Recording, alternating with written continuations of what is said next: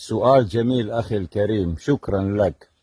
قدوتي كل إنسان حقيقي، كل إنسان كريم، كل إنسان عاش بصدق حتى لو مات فقيرا، وكل علمت أولادها الحب قبل الكلام، وكل جد حكى لنا التاريخ دون ما يقرأ كتاب. أصحاب القلوب البيضاء الذين يعملون بالصمت ويطعمون الآخرين وهم جائعون، الذين يمسحون دموع الآخرين وينسون دموعهم،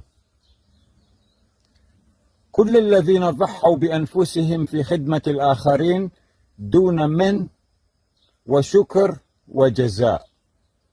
هؤلاء هم الوجه الحقيقي للخير، الحجر الذي تبنى عليه المجتمعات، والنور التي لا تطفأ حتى وإن غابت الشمس. حبي لكم.